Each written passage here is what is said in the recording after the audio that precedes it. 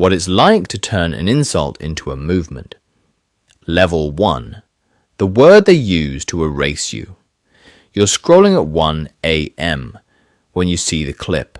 A judge, a public hearing, a sentence about unemployed youth that wasn't supposed to go viral. He calls you a leech. Not unemployed, not struggling. A leech. A parasite living off the body of the nation. You read it twice.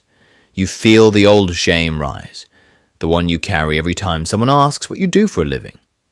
Then something else rises under it. Anger. You don't have a plan. You don't have a following. You have a laptop, 4 years of communications work nobody remembers, and a folder of rejected job applications. You open a blank document and type a name. The Leech Party. You don't know it yet, but this is the beginning. Level 2. The joke that won't die. You post it as satire, a logo, a slogan. We feed on what they refuse to give us. You expect 10 likes, maybe a laugh from a friend. By morning, the post has thousands of shares. By the next day, strangers are messaging you. Not to mock it, to join it.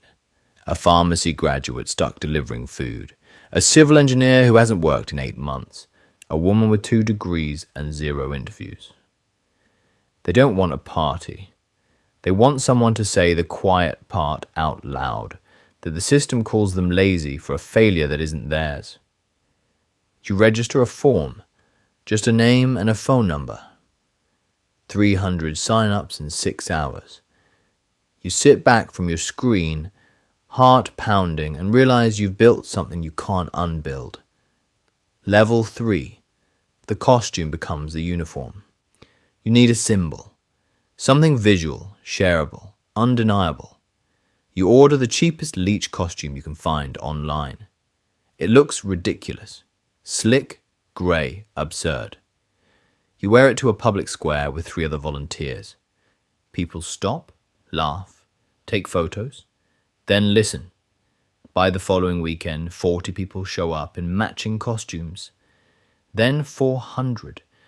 News vans arrive because the visual is impossible to ignore. Rows of people dressed as the insult, reclaiming it in daylight. You stand in the middle of it, sweating inside cheap fabric, watching a joke turn into a uniform. Someone hands you a microphone you didn't ask for. You take it anyway. Level 4, the cause finds you. A week later, the real fuel arrives. A national entrance exam, the one that decides who becomes a doctor, is leaked, sold, rigged for students who could pay. You didn't plan for this, but your followers already trust you, already have the costumes, already know how to gather. You redirect the movement in a single night. The Leech Party stops being a joke about unemployment and becomes the loudest voice demanding accountability for the exam. Students who never cared about satire start showing up because you're the only ones organized enough to be heard. You feel the shift in your chest, the difference between running a meme and running a demand. You're not laughing anymore. Neither is anyone else. Level 5. The crowd you can't control. The protests grow faster than your ability to manage them. 10,000 people at the central square. Then double that. You planned a peaceful sit-in. Someone else's anger doesn't follow your plan. A barricade gets pushed. Police move in.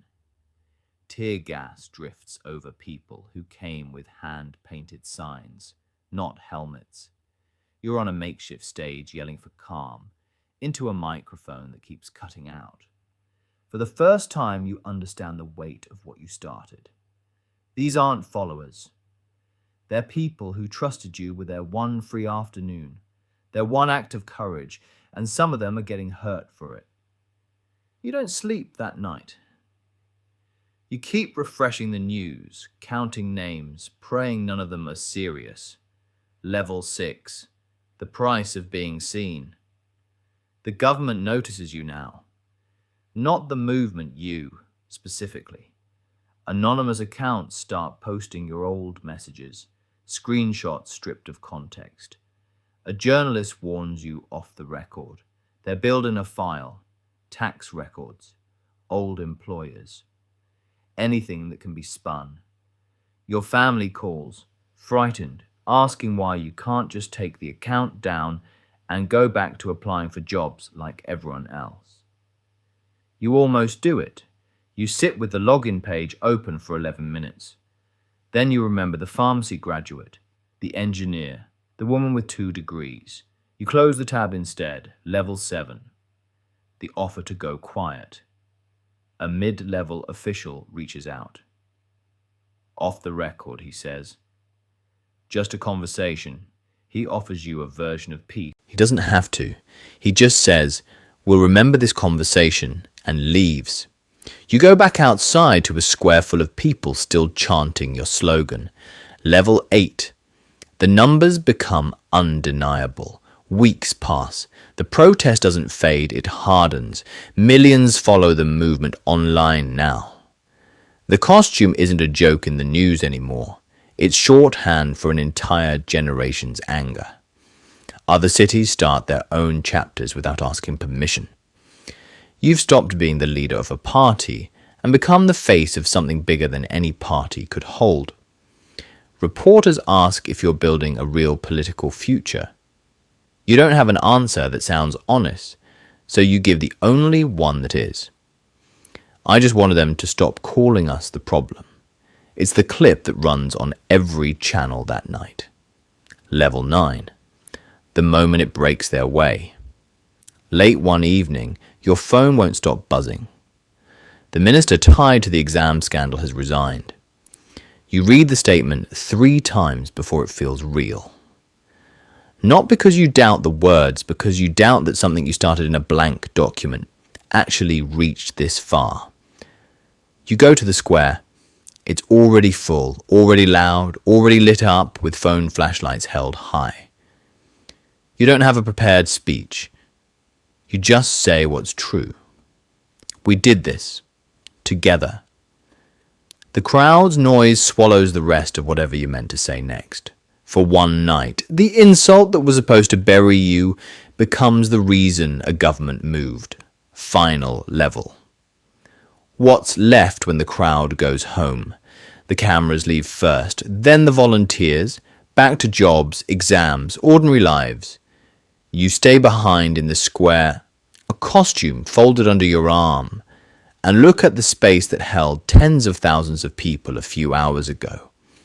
There are more demands still on the table, more officials who haven't answered, more names of people hurt along the way who are owed something no resignation can give back.